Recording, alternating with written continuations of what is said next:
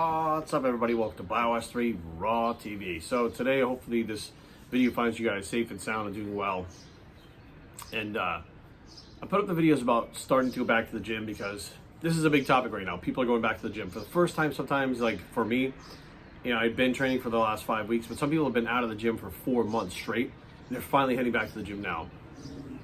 And the enthusiasm is at an all-time high. To be totally honest with you, so many people, I guess, didn't realize how much the gym actually meant to them, myself included. I mean, even though I understood how much it really does play a role in your physical well-being as well as your mental health. Now, that being said, my advice to everybody was to go slow and ease into it. Now, without giving you examples, that's advice that's really not advice. I mean, you have to give the whole story. So, what I've done and what I have my clients do, just so you guys know, I'm just going to kind of explain this to try to help you guys get back in the gym and stay injury free.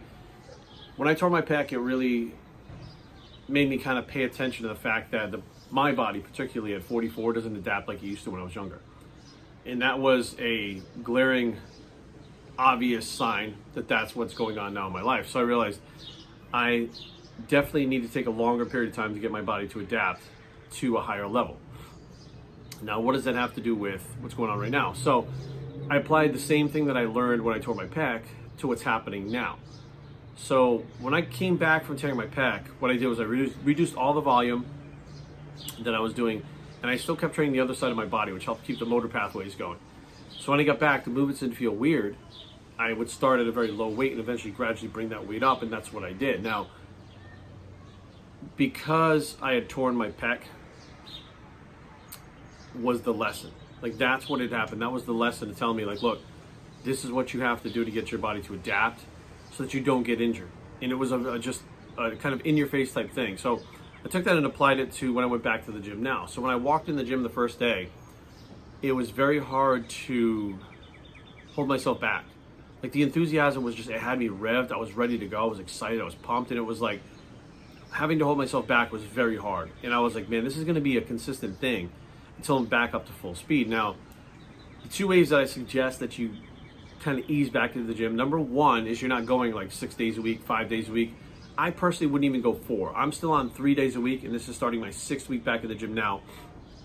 And next week I'll look at possibly going up to a 4-day-a-week split. But for now, I'm still staying with the 3-day weeks. I do feel like my body needs that extra time to recover right now because it hasn't been up to par. My food wasn't what it needed to be. There was no stimulus before. It's like, basically, I kind of put it like, enter the gym acting like a beginner again, right? You're not intermediate right now, you're not advanced.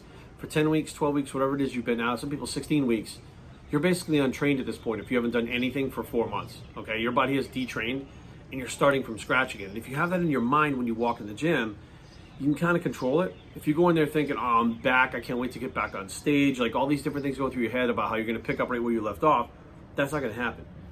And if you try to push that, that's where the injury occurs. Now, if you've already been out of the gym for 4 months, you get an injury and you're out for another 2, 3, or 4, whatever the case may be, you lost a whole year of doing what you love doing. So for me, acting like a beginner, telling myself in my head that I'm still a beginner, walking in the gym 3 days a week.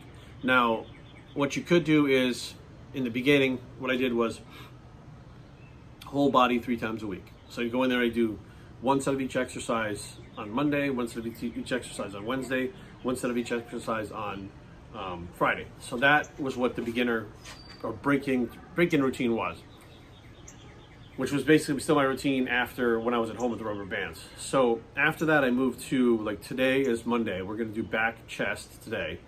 And we might do traps too, back, chest, and traps. Tuesday and Wednesday, take off doing the big body part, like back and chest together like that. I need that 2 days off to recover. Then we come in on Thursday, we do legs, which is another, of course, big body part in its own. The next day we do shoulders and arms, which is a little bit more of a lower intensity workout compared to legs and back.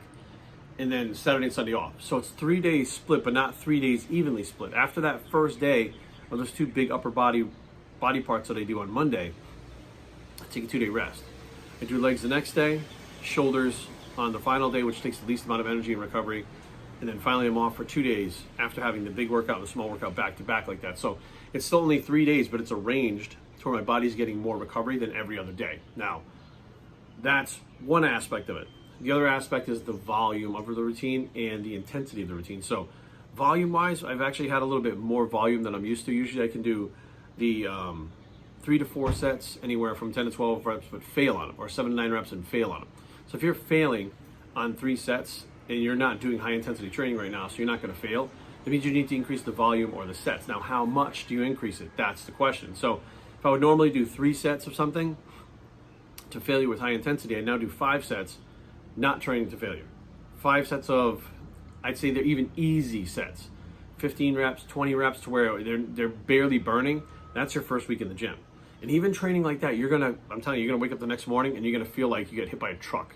And the following day, it's even worse. And then, of course, it starts to subside. But just doing the things that you haven't done, like acting like a beginner, your body's gonna respond. And you're gonna feel it, trust me. Now, after you go through this, it's gonna be about 2 or 3 weeks. The first week's pretty rough, I'm not gonna lie. First 2 or 3 weeks, you're kind of getting in your groove and you're feeling things out again. And once things get going in the right direction, again, you have to make sure that you're holding yourself back. You can't just all of a sudden jump forward. That's how you're gonna get injured. So now here I am 6 weeks in, and thinking next week, depending on how this week goes, I felt really good last week, but we just entered a new gym that we're training at now. We have all new machines and stuff that are available to us because now we're in phase 2 in Virginia, here in Northern Virginia. So we have new stimulus that we're throwing at the body, which is why, like, the reason why I wanted to take this week again in the new gym, breaking in with the new exercises, see how the stabilizers feel, stuff like that. Like, really paying attention to every aspect of what's going on to not get hurt. Because I know right now is a very, very, very dangerous time for a lot of people. They're going to enter the gyms again. They're going to feel like they can do what they used to do. And I get it, man. I get it. None of us want to think that we took, what the hell's going on here? Things falling around. None of us want to think that we took a 4-month hiatus and lost ground on our goals and stuff like that. Like, we all want to think that, like, okay, we just kind of hit pause, and once pause is lifted, we hit play again. We're just going to keep going forward. But it's almost like we hit pause, and then we're going to hit slow motion first. Like, so we're going to move ahead in slow motion until we finally get to our, normal speed that we're up to. But without this train of thought, injuries there's going to be a lot of injuries. I mean, you should be nice and healed up at this point. Like, your body should feel good as far as like any kind of injuries and stuff like that. I mean, you had 4 months to heal up. Get in there, slowly increase, let the body adapt. Remember, the body has to adapt to the stimulus. If you give it too much of stimulus at one time, it can't adapt, and that's when bad things happen. Injuries, there's all kinds of different examples of how that works. But as far as like the training goes with this, you get in there, you slowly increase it, use progressive resistance. Everything will come back quick. And the problem is it comes back so fast that you think, oh, I'm back. I'm ready to go. I'm ready to hit, my full-time, my full speed workouts and stuff. I'm up to speed. It's only been a week, and that's not actually the fact. Trust me, your brain catches up a lot faster than your body does, but your body catches up really fast. So my advice is, if you've been out of the gym 12 weeks, take 6 weeks to break back in and really feel whether or not you've gotten to the point where you can go hard again. If you've been out 10 weeks, take 5 weeks to break back in. If you've been out 16 weeks, take 8 weeks to break back in. So however long you've been out, take about half that time to slowly build back up. When you get to the end of the time, just assess at that point, see where you're at, where you feel, and whether you think you should move on or stick with another week or 2 weeks. After you get to that midpoint, take it week by week by week, because you never know how you're going to feel, but you can tell by how your body's reacting, how your body's recovering, how your strength is, how your clothes are fitting. You'll be able to tell all that stuff real quickly. But the rule of thumb is, as long as it took you to outside of the gym to get to where you're at, half that time to get back, break in slowly, use progressive resistance, act like a beginner, don't kill the volume too much, don't kill the intensity too much, and above all, enjoy yourself in there.